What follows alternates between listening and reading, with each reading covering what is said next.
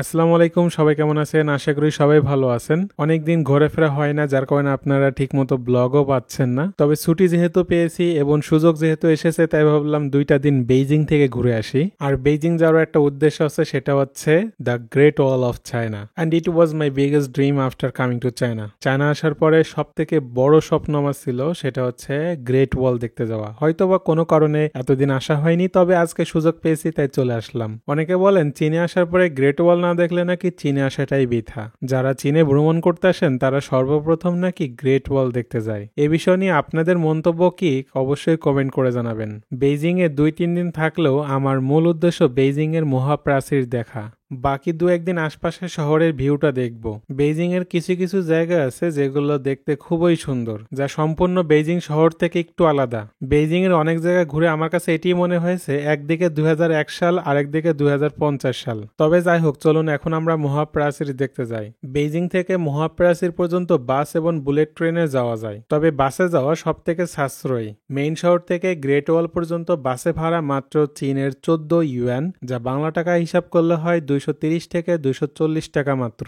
Bus number হলো 877 এবং বাসে গেলে পাহাড়, পর্বত, প্রকৃতি এগুলো দেখতে দেখতে যেতে পারবেন। এখানে গ্রেট ওয়াল দেখার 2টি জায়গা আছে, তার ভিতরে সব থেকে সেরা জায়গাটি হলো বাতালিং। এখানেই সব থেকে বেশি টুরিস্টের আনাগোনা হয়। আরো একটি জায়গা আছে যেটির নাম হচ্ছে মু তিয়ান ইউ। যারা ভিড় পছন্দ করেন না, নিরিবিলি ঘুরতে চান, তারা সেখানে যেতে পারেন। এখানে সাধারণ জনগণের জন্য টিকিট 40 ইউয়ান, যা বাংলা টাকা হিসাব করলে 670 থেকে 680 টাকার মতো। আর যারা স্টুডেন্ট তাদের জন্য টিকিট হচ্ছে মাত্র 20 ইউয়ান, যা বাংলা টাকা হিসাব করলে 330 থেকে 340 টাকার মতো। তবে স্টুডেন্ট আইডি কার্ড বাধ্যতামূলক আনা লাগবে। ফরেনার হলে অবশ্যই আপনার পাসপোর্ট সাথে থাকা লাগবে। টিকিট ক্রয়ের পরে আবার হাঁটা দিলাম সেই প্রাচীরের খোঁজে।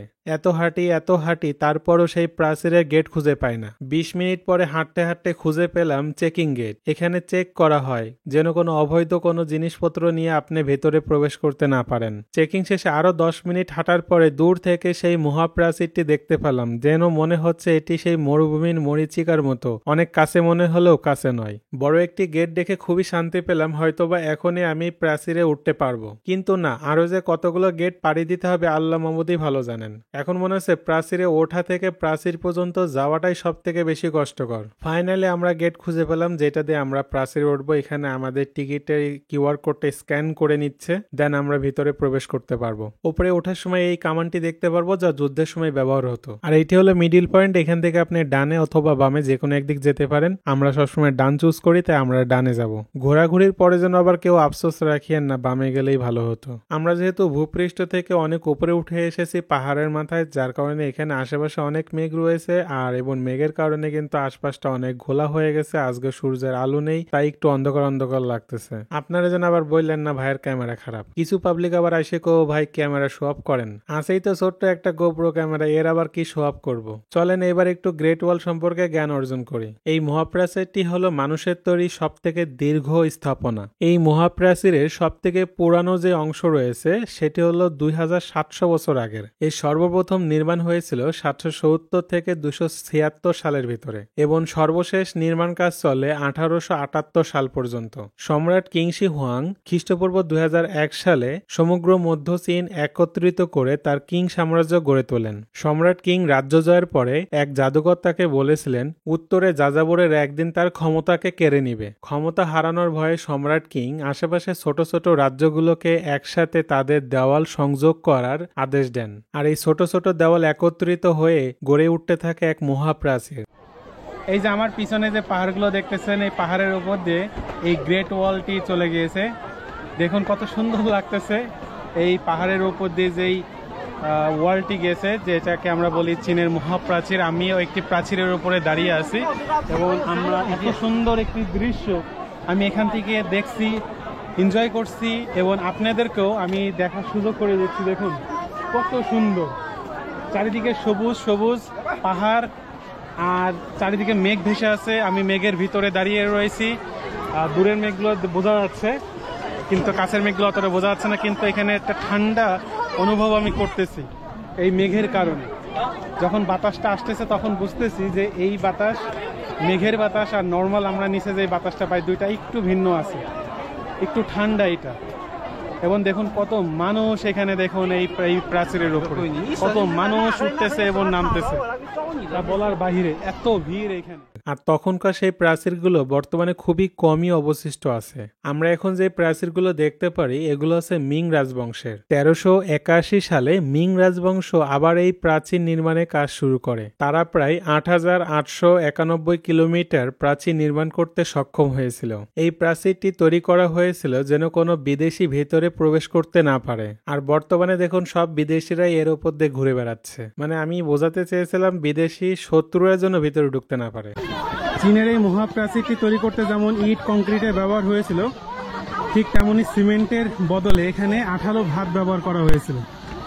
এমন আপনারা বিশ্বাস করতে পারবেন না, এই আঠালো ভাত যেমন আঠার কাজ করেছে, এই পুরো প্রাচীরটিকে এখনো টিকিয়ে রেখেছে। এই মহাপ্রাচীর নির্মাণে শুরু থেকে শেষ পর্যন্ত প্রায় 20টি রাজবংশের অবদান রয়েছে। এই প্রাচীরটি নির্মাণ করার জন্য 10 লক্ষ মানুষকে জোরপূর্বকভাবে কাজ করানো হয়। এই প্রাচীরটি তৈরি করতে গিয়ে প্রায় 4 লক্ষর মতো মানুষও কিন্তু মারা গিয়েছিল। আর যারা যারা মারা গিয়েছিল তাদেরকে এই প্রাচীরের ভিতরেই দাফন করে দিয়েছিল, সমাধি করে দিয়েছিল, যার কারণে অনেকে এটিকে মহাপ্রাচীরের সাথে সাথে মহামানব সমাধিও বলে থাকে। এটি হলো এই প্রাচীরের এই যে ডান সাইড, আমি আপনাদেরকে দেখাচ্ছি এক পাশ থেকে। এই প্রাচীরটা কতটা মোটা আপনারা একবার দেখুন, ভাবতে পারছেন 2500 বছর আগে মানুষজন কিভাবে এই প্রাচীরটি তৈরি করেছিল। সমগ্র চীনে যতগুলো প্রাচীর রয়েছে সবগুলোকে যদি একত্রে ধরা যায় তাহলে টোটাল দাঁড়ায় 21,196 কিলোমিটার লম্বা। এই মহাপ্রাচীরের গড় প্রস্থ হলো 21.5 ফুট। এই প্রাচীর ছোট ছোট শত্রুদের থেকে রক্ষা করলেও 13 শতকে মঙ্গল বাহিনী এই দেওয়াল ভেদ করে ভেতরে প্রবেশ করে। যাদেরকে আটকাতে এই প্রাচীর তৈরি করা হয়েছিল তারাই পরবর্তী 100 বছর এই প্রাচীরের নিয়ন্ত্রণ করে। অনেকে বলে মহাকাশ থেকে নাকি এই প্রাচীর দেখা যায়, যদিও বা অনেকেই বলেছেন এটি অসম্ভব। ভবিষ্যতে কখনো যদি মহাকাশে ট্রাভেল করি তখন অবশ্যই একটি ব্লগ ভিডিওতে আপনাদেরকে দেখানোর চেষ্টা করব। যাক, অনেক কিছু শেয়ার করলাম, অনেক কিছু জানতে পারলেন, আবার জন্য ভাইবেন না ভাই অনেক জ্ঞানী ব্যক্তি। আসলে একটা ভিডিও বানাতে গেলে আমাদেরকে যত কিছু শিখতে হয়, জানতে হয়, বুঝতে হয়, এত কিছু যদি পরীক্ষার আগের দিনও পড়তাম তাহলে হয়তো বা পরীক্ষার রেজাল্টে A+ গোল্ডেন নিয়ে বাসায় আসতে পারতাম। তাহলে বাবা মা শিক্ষকের কাছে আর এত কথা শুনতে হতো না।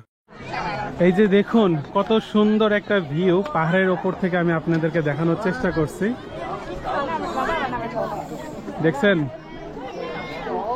কত সুন্দর একটা ভিউ আমি আপনাদেরকে দেখানোর চেষ্টা করছি। দেখুন সবাই উপরে উঠতেছে। এই হলো সেই প্রাচীর দেওয়াল, আর এই দিক থেকে হচ্ছে সবাই নিচে নামতেছে। আর এই পাশে অনেকগুলো পাহাড় রয়েছে, অনেক পাহাড়, চারিদিকে শুধু পাহাড় আর পাহাড় দেখতে পারবেন। আর পাহাড়ের ওপর দিয়েই কিন্তু রয়েছে এই গ্রেট ওয়াল। এখানে পাহাড়ে উঠতে উঠতে সবাই ঘেমে গিয়েছে, কারণ প্রচুর গরম এখানে। মাঝে মাঝে একটু ঠান্ডা বাতাস পাচ্ছি, একটু ঠান্ডা আবহাওয়া পাচ্ছি। যদি আমরা মেঘলা দিনে এসেছি তাও একটু গরম রয়েছে, কারণ এই সময়টা একটু গরমের সময়। বেইজিং এ 2-1 মাস প্রচুর গরম থাকে, আমরা ঠিক এই সময়টা এসেছি। যদি আরো 1 মাস পরে আসতাম তাহলে হয়তো বা এই গরমটা আমাদের দেখতে হতো না, একটু ঠান্ডা থাকতো। আর শীতকাল আসলে তো এইখানে প্রচুর শীত থাকবে স্বাভাবিক, কারণ এটা পাহাড়ের ওপরে। এই যে দেখুন চারিদিকে মেঘ, যত উপরে উঠতেছি মনে হচ্ছে মেঘের ভিতরে ঢুকে যাচ্ছে। এই যে দেখুন আমি শুধু উপরে উঠতেই আছি। এখন হচ্ছে আমি একদম সর্বোচ্চ উচ্চতায়, বেইজিং এর সর্বোচ্চ উচ্চতা পাহাড়ে আমি এখন রয়েছি। উঠতে গিয়ে তো অবস্থা খুবই খারাপ হয়ে গেছে, তারপরে চেষ্টা করতেছি আরো উপরে ওঠার। অনেক জায়গায় সিঁড়ি নাই, যার কারণে ওঠা একটু কষ্ট হয়ে যাচ্ছে। হ্যালো হ্যালো হ্যালো এরা ফরেনার দেখলেই একটু কথা বলার চেষ্টা করে, যতটুকু পারে 2-1 ওয়ার্ড। কত সুন্দর ভিউ এদিকে। এখানে কেবল কারও রয়েছে, এখানে রয়েছে কেবল কার, অনেক সুন্দর অনেক সুন্দর। আমি হাঁপিয়ে গিয়েছি, হাঁপিয়ে গেছে। এই যে দেখুন মেঘগুলাকে এখন অনেকটাই কাছ থেকে আপনারা দেখতে পারবেন। এই যে মেঘগুলোকে অনেক কাছ থেকে দেখা যাচ্ছে এখন।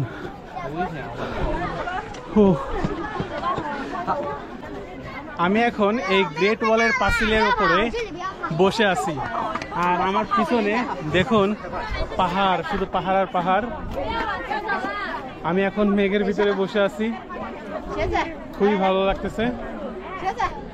এখানে এই যে উপরে যে পাঁচিল, এটা একটু ছোট, পাশের গুলো অনেক বড়, আমার থেকেও লম্বা, আর এইটা একটু ছোট বলে আমি এর উপরে বসে আছি। এই যে হচ্ছে নিচে নিচে আরো একটা রাস্তা আছে বেরোনোর জন্য, আর এই পাশে হচ্ছে সব গাছগাছালি, পাহাড়ের গাছগাছালি। আর এই যে মেঘ ভেসে বেড়াচ্ছে, খুব ঠান্ডা একটা বাতাস আমি পাচ্ছি এখানে, গা একদম শীতল করে দিচ্ছে মেঘ ঠান্ডা হওয়ার কারণে। আর যেহেতু আবহাওয়া খারাপ, যার কারণে আকাশটা আজকে তেমন একটা পরিষ্কার না, একটু ঘোলাটে টাইপের, একটু অন্ধকার টাইপের, মেঘগুলো একটু কালো কালো। তবে আমি মনে করি যে আজকের দিনটা হচ্ছে বেস্ট আমার জন্য, কারণ যদি আমি আগামীকাল আসতাম তাহলে রোদ থাকতো, আরও গরম হতো, প্রচুর গরমে এইখানে ওঠা অনেক কষ্টসাধ্য হয়ে যেত, বা এখানে থাকা অনেকটা টাফ হয়ে যেত। এই জন্য আমি মনে করি যে আজকে এসেছি এটাই আমার জন্য সৌভাগ্য, কারণ বেশি গরম এখানে সহ্য করা যায় না। এমনিতে বেইজিংয়ে বর্তমানে অনেক গরম। এখানে অনেক জায়গায় সিঁড়ি নেই, যার কারণে উঠতেও কষ্ট হচ্ছে। আর এটিকে নাকি মহাকাশ থেকেও দেখা যায়, এই গ্রেট ওয়াল, এই প্রাচীরটিকে। আমরা আরও উপরে ওঠার চেষ্টা করছি। আমার সামনে এবং পিছনে যে পাহাড়গুলো দেখতে পাচ্ছেন, প্রত্যেকটা পাহাড়ের উপর দিয়ে এই দেয়ালটি রয়েছে। আমি এখানে ওঠার চেষ্টা করছি, দেখুন সবাই ওঠার চেষ্টা করছে। এখানে সিঁড়ি নেই, যার কারণে ওঠা খুবই কষ্টদায়ক। তারপরেও চেষ্টা করছি উপরে ওঠার।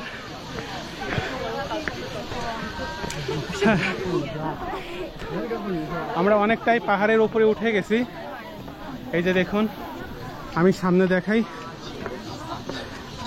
এই যে দেখুন এখানে সিঁড়ি নেই, যার কারণে উঠতে অনেক কষ্ট হচ্ছে।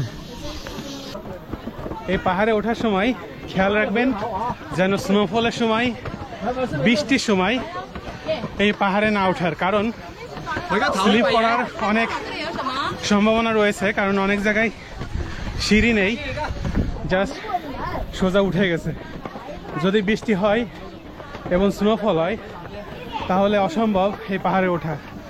তাই বৃষ্টির সময়, শীতকাল, স্নোফলের সময় এখানে আসা বিরত থাকবেন, এখানে আসার চেষ্টাও করবেন না। তবে জুলাই মাসে, সেপ্টেম্বর, অক্টোবর এই সময়গুলোতে এখানে আসতে পারবেন। এই সময় প্রচুর টুরিস্ট আসে এখানে ঘুরতে, এটাই হচ্ছে মোক্ষম সময়। আপনারা বিশ্বাস করবেন কিনা জানি না, আমি এখন মেঘের ভিতরে, মানে এই যে আমার আশপাশে এগুলো হচ্ছে মেঘ, যদিও বা কাছের মেঘগুলো দেখা যাচ্ছে না, দূরের মেঘগুলো দেখা যাচ্ছে, কিন্তু বাস্তবে আমি এখন মেঘের ভিতরে। আর এখানে একটু ঠান্ডা ঠান্ডা রয়েছে, আর আজকে কিন্তু রোদ নেই, তাও প্রচুর গরম। যদি রোদ থাকতো তাহলে খুবই কষ্ট হয়ে যেত এটা ঘোরাঘুরি করা। আর বেইজিং এ গিয়ে আমি আমার যেই বন্ধুদের বাসায় ছিলাম, তারা এতটা ভালো, তাদের কথাবার্তা, আচার আচরণ এবং তাদের আপ্যায়ন দেখে আমরা এতটা মুগ্ধ হয়েছি, তা কখনো ভোলার নয়। ভাইদেরকে মন থেকে যেন অসংখ্য ধন্যবাদ এবং ভালোবাসা। এখন আমরা নিচে নেমে যাচ্ছি, তো দেখা হচ্ছে আবার কোনো নতুন ভিডিওতে নতুন কিছু নিয়ে। ততক্ষণ সুস্থ থাকবেন, ভালো থাকবেন, আর শোয়েব ব্লগসের সাথে থাকবেন। ধন্যবাদ।